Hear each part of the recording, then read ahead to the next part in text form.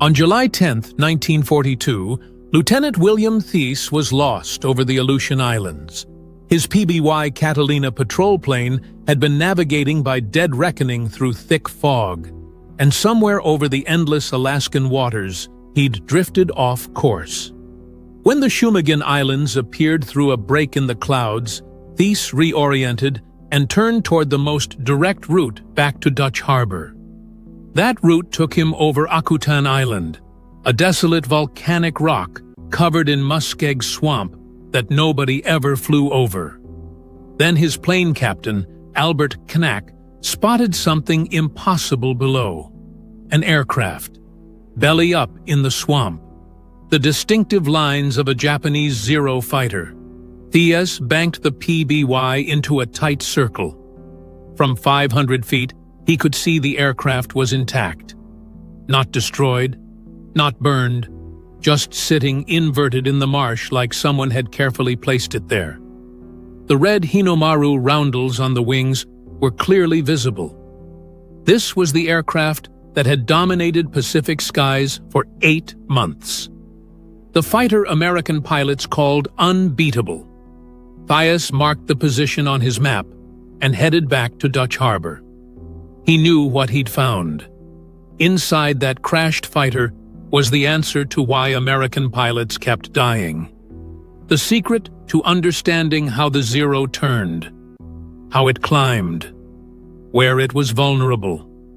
But first, he'd have to convince his commanding officer that a wrecked enemy fighter in a remote swamp was worth the enormous effort to recover. He'd have to organize one of the most important salvage operations of World War II. And he'd have to do it before the Japanese realized what they'd left behind. What Thies didn't know was that the Japanese pilot who'd made that landing had executed it perfectly, and that perfect emergency landing would kill more Japanese pilots than any single American ace. Before we continue, I'd love to know if you've ever heard this story. Drop a comment below and let me know where you're watching from, and if this story is new to you. And if you're enjoying these deep dives into aviation history that changed everything, hit that subscribe button so you don't miss the next one. These stories take serious research to get every detail right, and knowing you're out there makes it worthwhile. To understand why one crashed Zero mattered so much, you need to understand the situation American pilots faced in mid-1942. Since Pearl Harbor, Japanese Zero fighters had shot down American aircraft at a ratio of roughly 3-to-1, sometimes worse. The Zero could turn inside anything the United States flew. It could climb faster than American fighters. It was more maneuverable at every altitude. American pilots knew the Zero was dangerous, but they didn't know why. They didn't know the Zero had no armor plating. They didn't know its fuel tanks weren't self-sealing. They didn't know that above 230 miles per hour, the Zero's ailerons became so stiff that pilots could barely roll the aircraft. They just knew that when they got into a turning fight with a Zero, they died. Squadron after squadron learned this the hard way. Get into a dogfight. Try to outturn the Zero. Watch the tracers coming at you. Never make it home. The Navy needed answers. They needed to understand this aircraft. They needed to know how to kill it. And in June 1942, a Japanese pilot named Tadayoshi Koga was about to give them exactly what they needed. June 4th, 1942. While the Battle of Midway raged 1,200 miles to the south, Petty Officer Tadayoshi Koga prepared for what should have been a routine mission. Koga was an experienced pilot assigned to the aircraft carrier Ryujo. His mission was part of a diversionary attack on Dutch Harbor, a U.S. Navy installation in Alaska's Aleutian Islands. While American attention focused on Midway, Japanese forces would strike Alaska, potentially opening a northern invasion route. Koga flew an A6M2 Model 210, one of 19 fighters escorting bombers to Dutch harbor. The attack went well. Japanese bombers hit fuel tanks and military installations. American anti-aircraft fire was heavy, but largely ineffective. Then, Koga's luck changed. A single bullet from a ground-based machine gun struck his aircraft. Not a catastrophic hit, just one round that punched through the fuselage and severed a return oil line from his Nakajima Sake engine. The engine didn't explode. It didn't seize immediately. It just started losing oil pressure, which meant it would fail soon. Koga couldn't make it back to the Ryujo. He needed to land immediately. He spotted what looked like a flat, grassy area on nearby Akutan Island. Emergency landing protocols were clear. He should ditch in the ocean where rescue was possible, but the island looked better. Soft ground, no trees visible. He made his choice. Koga lined up his approach, dropped his Zero toward the green meadow, kept his speed steady. Every pilot trains for emergency landings. Lower the gear, cut the engine at the last moment. Let the aircraft settle onto the grass. Except it wasn't grass, it was muskeg, thick, waterlogged swamp vegetation covering deep mud. The kind of terrain that looks solid from the air but has the consistency of wet sponge. Koga's Zero touched down on what should have been solid ground. Instead, the landing gear immediately sank into the soft muskeg. The deceleration was instantaneous and violent. The nose pitched forward. The tail lifted. For a moment, the Zero balanced on its propeller and landing gear, suspended at an impossible angle. Then physics took over. The aircraft flipped, completely inverted. The canopy drove into the soft ground. The tail rose into the air, then settled back down with the Zero resting upside down in the swamp. The whole sequence took perhaps 3 seconds. Tadayoshi Koga died on impact. Medical examiners would later determine his neck broke from the sudden deceleration. Death was instantaneous. He never knew that his final flight would change the course of the Pacific War. But here's what made this crash extraordinary. The Zero remained almost completely intact. The soft muskeg cushioned the impact. The fuselage didn't crumple. The wings didn't tear off. Even the tail section stayed attached. The aircraft sat upside down, perfectly preserved, in one of the most remote locations in North America. Japanese search aircraft flew over the area repeatedly in the following days. They spotted Koga's Zero from the air, recognized it was wrecked, and reported it destroyed. They never sent a ground team. They never verified its condition. They assumed, reasonably, that an upside-down aircraft in an Alaskan swamp wasn't worth recovering. The Zero sat there for 5 weeks. Rain fell. Fog rolled in. The aircraft settled deeper into the muskeg. No one touched it. No one examined it.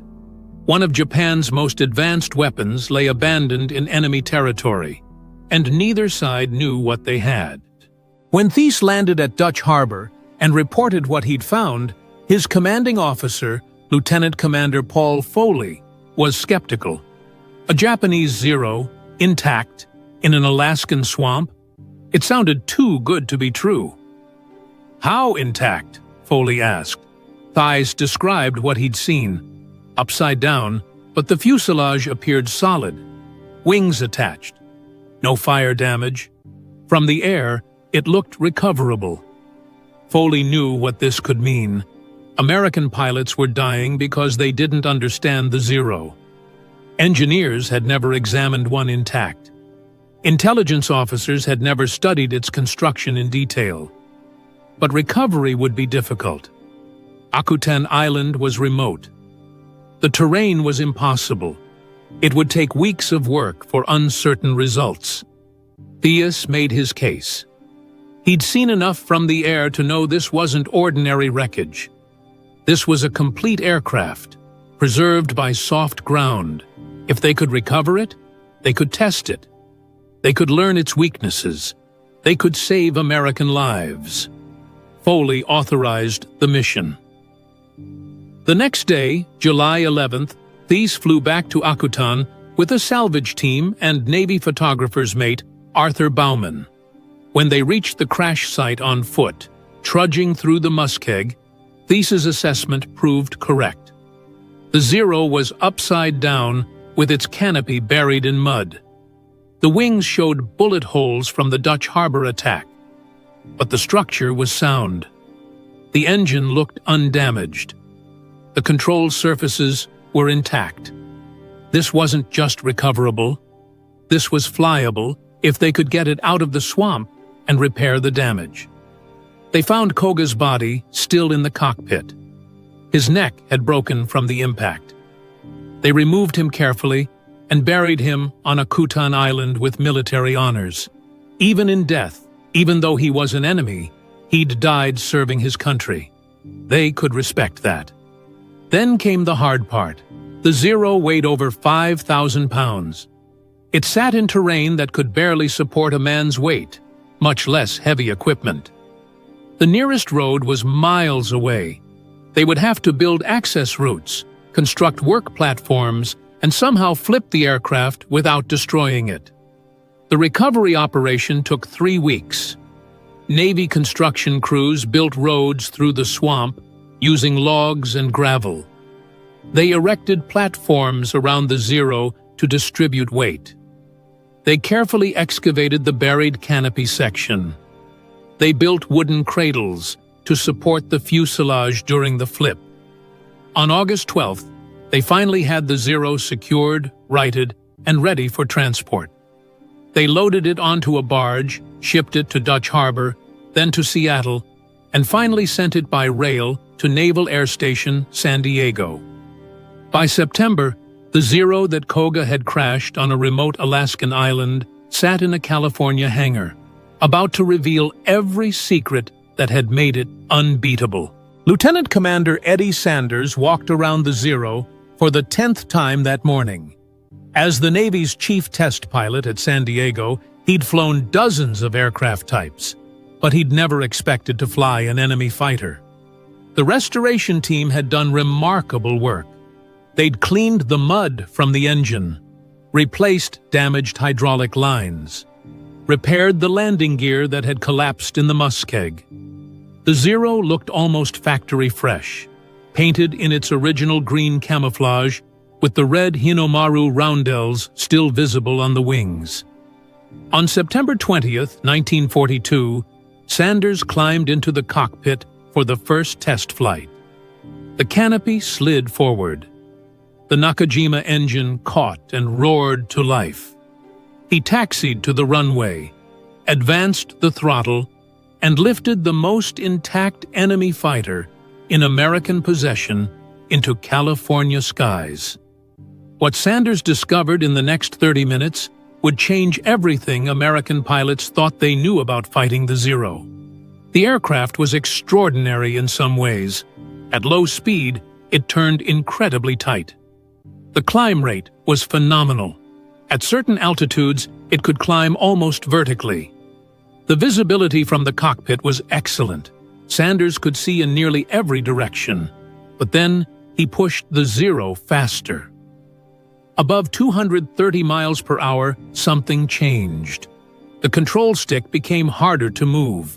The ailerons, which controlled roll, required enormous force. At 250 miles per hour, Sanders could barely roll the aircraft at all. The Zero's legendary maneuverability vanished at high speed. He pushed into a dive. The Zero accelerated quickly, but as speed increased past 300 miles per hour, the controls became dangerously stiff. The aircraft wanted to pull itself into a tighter and tighter spiral. Sanders had to use both hands on the stick to prevent the Zero from rolling inverted. Recovering from high-speed dives was nearly impossible. Then Sanders fired the guns. The Zero carried two 7.7mm machine guns and two 20mm cannons. Impressive armament. But Sanders immediately noticed something critical. There was no armor plating protecting the pilot. The seat was unprotected. A single bullet hitting the cockpit would kill the pilot instantly. He examined the fuel tanks. They weren't self-sealing. American aircraft had rubber-lined fuel tanks that would seal themselves if punctured. The Zero's tanks were plain aluminum. One tracer round through a fuel tank, and the entire aircraft would become a fireball. Sanders landed after 40 minutes of flight testing. He'd discovered the Zero's greatest weaknesses. The information he'd gathered would save hundreds of American lives. The Navy immediately classified Sanders's findings as top secret and began distributing tactical bulletins to every fighter squadron in the Pacific. The information was simple. Never dogfight with a Zero. Never try to outturn it at low speed. Use speed and altitude. Dive in, shoot, climb away. The new tactics worked. American pilots who followed the guidelines started surviving their encounters. Kill ratios began to improve. The Zero was still dangerous, but it was no longer invincible. But here's what nobody anticipated. The captured Zero created a deadly new problem. American pilots started getting overconfident. They knew the Zero couldn't roll at high speed. They knew one tracer through the fuel tank meant certain destruction. They knew the pilot had no armor protection. So they started pressing attacks too long, getting too close, taking risks they never would have taken before. In October 1942, 3 American pilots died in a single week because they followed a damaged Zero down through clouds, certain they had an easy kill. The Zero pilot, knowing exactly what Americans now expected, reversed hard at low altitude. All 3 American aircraft, traveling too fast to turn with the Zero, overshot and were shot down. Japanese pilots noticed something had changed. American tactics shifted suddenly in September 1942. Instead of trying to dogfight, American pilots began using pure energy tactics. Dive attacks, high-speed passes, zoom climbs. They stopped playing to the Zero's strengths, but Japanese pilots also noticed American overconfidence. They started using the Zero's remaining advantages more aggressively. Extreme low-speed maneuvering, unexpected reversals. Exploiting the brief moments when American pilots assumed victory was certain. The Navy realized they'd created a training problem. It wasn't enough to tell pilots about the Zero's weaknesses. They needed to show them. They needed pilots to experience firsthand what the Zero could and couldn't do. So they did something unprecedented. They began flying the captured Zero in mock combat against American fighters. Squadron after squadron sent their best pilots to San Diego to dogfight against the real thing. Not a simulation, not a description, the actual aircraft. Pilots learned the hard way that knowing the Zero's weaknesses didn't mean the fight was easy. They learned respect for the aircraft. They learned exactly when they could push and when they needed to break off. They learned that the Zero was beatable, but only if you fought it correctly. The impact of the captured Zero on Pacific air combat was immediate and dramatic. Within 3 months of the test flights beginning, American kill ratios against Japanese fighters improved from 3-to-1 in Japan's favor to nearly even. By mid-1943, American pilots were shooting down Japanese aircraft at rates of 10-to-1. The tactics developed from studying Koga's Zero became standard doctrine. The Thak Weave, a defensive formation that used mutual support to counter the Zero's turning advantage, was validated through mock combat against the captured aircraft. Boom and zoom tactics, using American aircraft's superior speed and diving performance, became the standard approach. New aircraft designs incorporated lessons learned from the Zero. When Grumman designed the F-6F Hellcat, they specifically addressed the Zero's strengths. The Hellcat had armor protection, self-sealing fuel tanks, and could roll quickly at high speed. It could absorb damage that would destroy a Zero. And it could dive away from any fight, and the Zero couldn't follow. The Hellcat's combat record against the Zero was devastating. In its first major engagement, Hellcats shot down 30 Japanese aircraft without a single American loss. The ratio continued. By the end of the war, Hellcats had destroyed over 5,000 Japanese aircraft with a kill ratio of 19-1. Japanese commanders noticed the shift, but couldn't understand what had changed.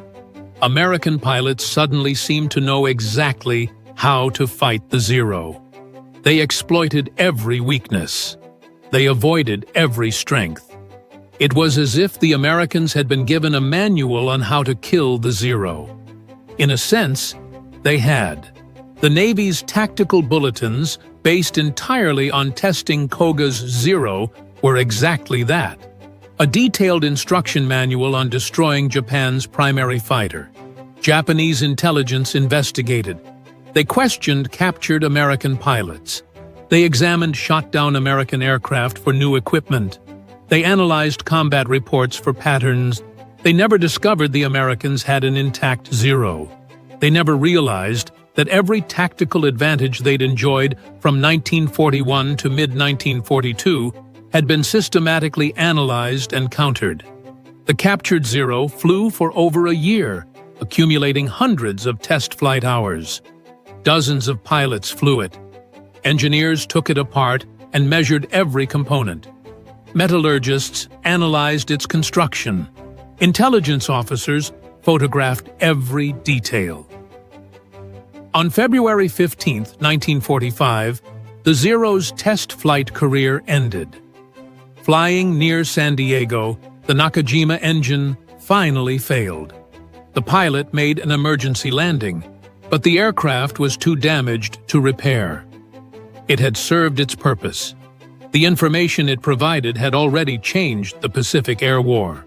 Tadayoshi Koga's body was recovered from the Zero's cockpit during the initial salvage operation in July 1942. He was buried with military honors on Akutan Island, in recognition that even though he was an enemy, he'd died in combat, serving his country. His family in Japan knew only that he'd been shot down during the Aleutian campaign. They didn't know where. They didn't know his aircraft had been captured. For decades after the war, Koga's relatives had no details about his final mission or burial location. In the 1970s, American researchers finally contacted Koga's family and provided information about his crash site and burial. Japanese veterans organizations arranged for his remains to be repatriated to Japan, where he was buried with full military honors in his family's plot. William Thies never received official recognition for his role in recovering the Zero. His fight to salvage the aircraft went unrecorded in official histories. His name appears in no military citations. He returned to civilian life after the war and died in 1972 without ever speaking publicly about his contribution to the war effort. Eddie Sanders continued as a Navy test pilot throughout the war. He flew dozens of captured enemy aircraft, including Japanese bombers and German fighters. He survived the war and later worked as a commercial airline pilot. In interviews decades later, he described the captured Zero as the most important aircraft he'd ever flown. Not because it was the best, but because testing it saved more American lives than anything else he did during the war. The Zero itself, damaged beyond repair after its 1945 engine failure, was scrapped for parts. For decades, historians believed no physical trace remained. But in 1988, researchers discovered that major components had been saved. The engine, portions of the fuselage, and several control surfaces had been stored in a Navy warehouse and forgotten. Those components were eventually restored and are now on display at the Smithsonian National Air and Space Museum in Washington, D.C. You can see Koga's Zero today. The red Hinomaru roundel is still visible on the wing. The bullet holes from Dutch Harbor are still present in the fuselage. The engine that failed over Akutan Island sits beside the display, preserved exactly as it was recovered from the swamp. The Akutan Zero changed the Pacific War in ways that are difficult to quantify. How many American pilots survived because they knew not to dogfight with a Zero? How many lives were saved because the Hellcat was designed specifically to counter the Zero's strengths? How many Japanese pilots died because American tactics exploited weaknesses they didn't know existed? The numbers are impossible to calculate precisely, but aviation historians estimate that the captured Zero improved American combat effectiveness by at least 30%. That translates to thousands of American lives saved and thousands of additional Japanese aircraft destroyed, all because Tadayoshi Koga made a perfect emergency landing in an Alaskan swamp, all because William Thies fought Navy bureaucracy to recover what others called worthless wreckage. All because Eddie Sanders flew an enemy aircraft and documented exactly what made it vulnerable. The story illustrates something fundamental about warfare and intelligence. The most valuable information isn't always the most obvious.